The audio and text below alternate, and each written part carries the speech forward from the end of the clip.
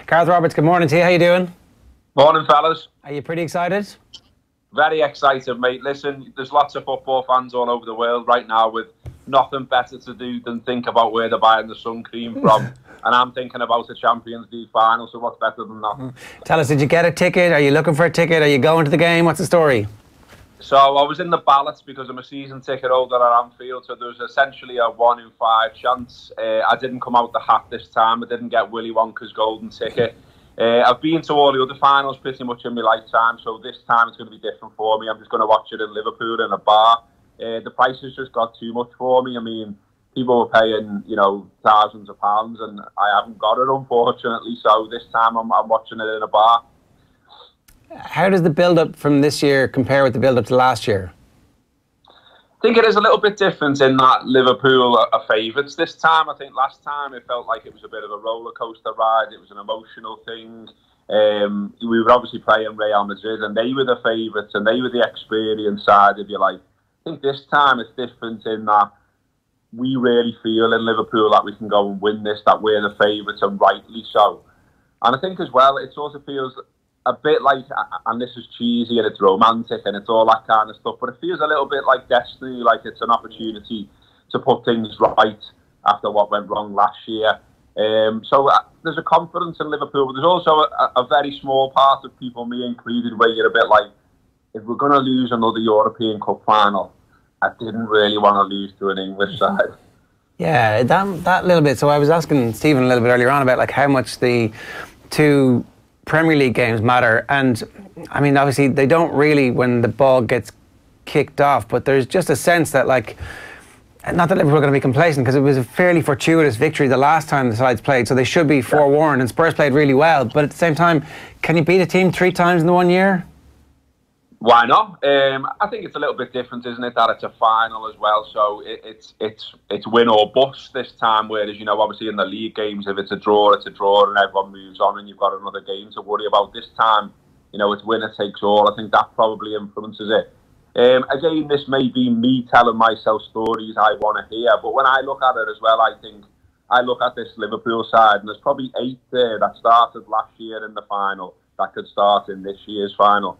And I think that's huge for me, because I think, the Spurs players, the professionals, they're good, they got a great result in the semis and all the rest of it. But you literally haven't been to a final as a group. And I just wonder whether that maybe slightly gets to them a little bit, being in a final, being in a huge game like that. Whereas Liverpool have been there, and like I say, there's almost that aspect of destiny in that they want to put things right. I look at someone like Trent Alexander-Arnold as well, and I think, very young player, very good player though. And I think maybe last year he's going to a Champions League final going, wow, I'm in a Champions League final. I think this year he's going to it going, we belong here. You don't get to 2 Champions League finals by fluke. So I think that maybe gives Liverpool a bit of an edge. Yeah, I wonder about that whole build-up and how much it gets to players, because it's been such a long time since there's been meaningful football. So there's 2 aspects to that. There's making sure that players are match ready, game fit, and all the training has got them up to a point where they're not on the way down and they're still on the way up. And then there's just a psychological aspect of everybody, I presume everybody telling them, oh, you guys are favourites, you're a team of destiny. That definitely has to seep into their consciousness as well. So you'd hope that they've managed to get that right this year. Definitely, yeah. I mean, I think what's been good for me looking in from the outside are how the players and the manager are speaking about Liverpool and about themselves. I mean, Andy Robertson did something, and he basically said, I'm a bit annoyed now with the build-up. I just want to play football. And I thought, well, that's the right attitude, isn't it? He seemed like he was raring to go. You heard Virgil van Dijk say as well that he's not nervous because nerves don't help him play football. So he's learned how to control that and get himself in the right place. And, the Spurs manager, you hear him talking about sort of who can control their nerves best will probably come out on top. As you mentioned, they're maybe not going to be in the best shape, maybe, after this weird long break that wasn't really explained. So I think maybe a lot of it will come down to where they all are mentally. I expect Liverpool to be switched on, because they've been switched on so many times this season. I mean, the record is absolutely superb. I was looking yesterday for something I was writing, and in all competitions, Liverpool's win rate has gone up from last season from around 55% to this season of 79% in all competitions. Wow. And that's phenomenal. They only lost 1 all season in the Premier League. So the idea that they freeze, that they don't perform, that they don't hit the levels, I find it hard to take, really. I can't really see that happening. So if then Spurs can match that, whether Spurs can find their level, and they've conceded a lot of goals in the first 15 minutes. So I think possibly a fast start from Liverpool, and we'll see if Spurs can cope with that.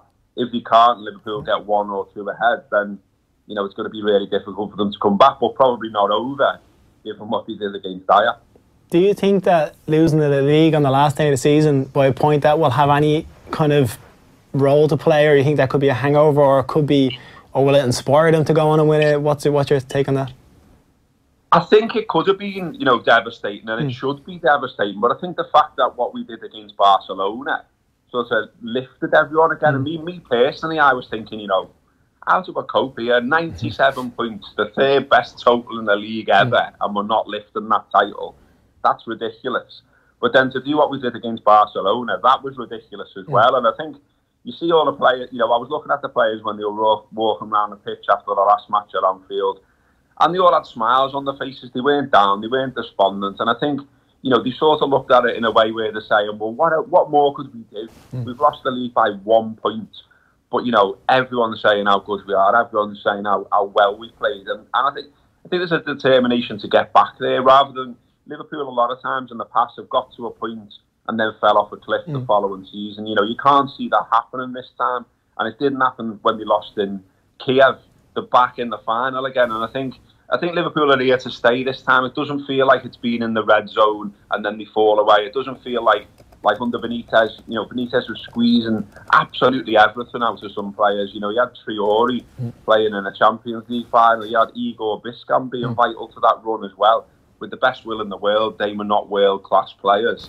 Whereas now you look at Liverpool from front to back, and there's world-class players there. I think that's the big difference this time. The immediate aftermath of Manchester City's win was really characterised by stories about the investigations that are happening at the moment. What is the general sense among your readers and listeners been to the financial fair play allegations around Manchester City, and just the general sense that the money issue is becoming far more important, and it's becoming a proper story that's going to rumble on into the future for Man City? I think it's more of watching that one with interest. I mean, we have a lot of people on the Anfield app, on our podcast and on our YouTube channel and everything else, and there's some different opinions there. But I think in general, most people are mostly bothered about what Liverpool are doing and what Liverpool can do to compete with the City that ends up on the field at the moment. The rest of the stuff that goes on, I think it's fair that they're investigated. They are being investigated. We'll see if UEFA have any teeth for once. Ordinarily, teams, they don't.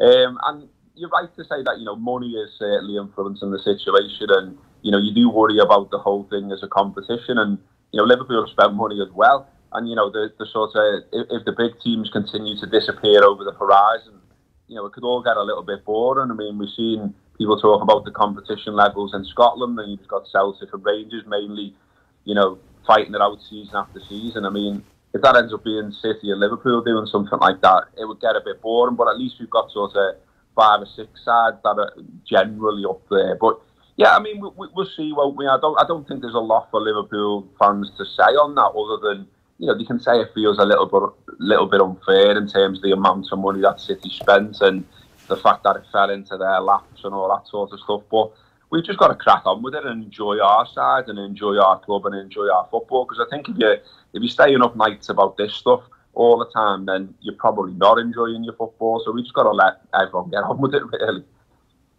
Give us your prediction for what's going to happen. Well, sort of touched on it before. What I've been talking myself into is Liverpool making a fast start. They've done that a lot. I think they'll be in the right place as well mentally to play the right kind of football, similar to what they did against Barcelona, only this time with a full complement of players as well. So I'm going to say